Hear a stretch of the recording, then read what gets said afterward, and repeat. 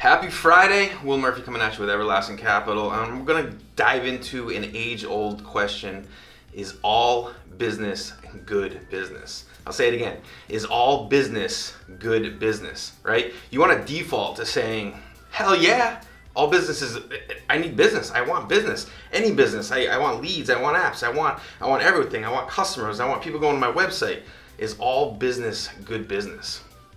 It's easy to say yes. But at the end of the day, in my opinion, I don't think all business is good business. You know, there's a lot of business out there and there's enough business to go around for you that you need it to fit your mold, to fit your model, to fit your product that you're selling.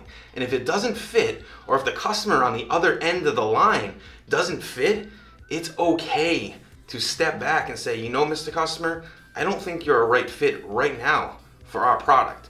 But maybe in the future you may be. It's okay to say no.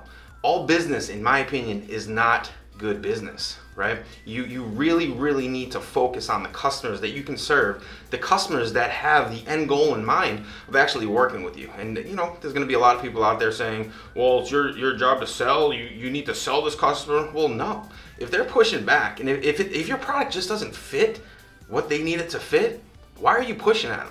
You know, you gotta really look at the evidence. You gotta look at everything laid out on the table. And if it doesn't fit, you know, you're gonna push it a little bit, but you need to know when to reel back and when to say, you know, this isn't the right fit. We're not gonna be able to work together. And you need to do that. If you don't do that, you're gonna waste your time. You're gonna spin your wheels trying to get something over here, and you're over here, and you're coming here. You're never gonna get together. It's just not gonna happen.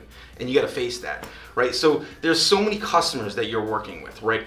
A big thing with business that isn't good business is people that are indecisive, that they just do not know, right? They're hard-nosed. They do it their way. They want to do it their way, and there's no other way to do it but their way. And if you have a certain way that you need them to conform to, they're never going to conform. You're just going to knock heads, and you're not going to do business. That business is not good business. Working with a customer that their project is just unknown. In the background, they have a project, they're just all over the place. You know, they're from A to F to B to Z. They just don't know. The scope of their project is unknown. So if you don't know, or if they don't know what their actual project is, what their end goal is, you know, you're gonna help them, you're gonna try to give them some information, try to get them from point A to point B. But if they're not together, right, you're not gonna be together with them. Not good business.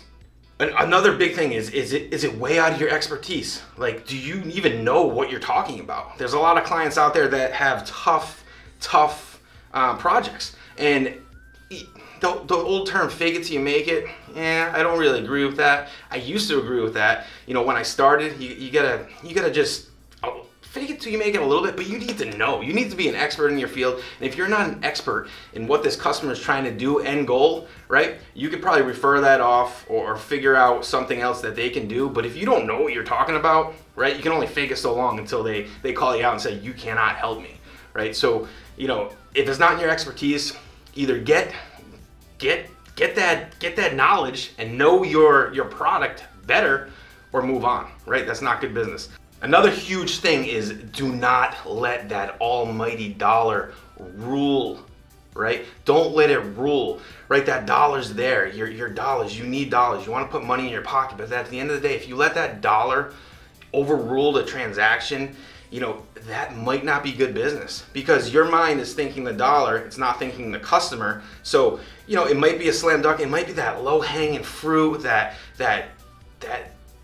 lower barrel type deal volumized in your industry. If your average deal size in your industry is maybe $50,000 and you're dealing with a customer, you know, $2,000, right? It's a quick buck, but that $2,000 deal, you know, 9 times out of 10 is gonna take 90% longer than, say, a $50,000, $100,000 deal that the customer, there's two types of customers, right? There's a customer that may not have it all together, and there's a customer that has it all together. They know their business, they know what they want, they're not indecisive. They at the end of the day, they're trusting in you because you have their best interests in mind. They're trusting in you to take them to the promised land. So a $50,000, $100,000 deal will fund in our business a little bit faster than say a $2, $3, $4, $5,000 deal, right? Because you're dealing with a different type of customer.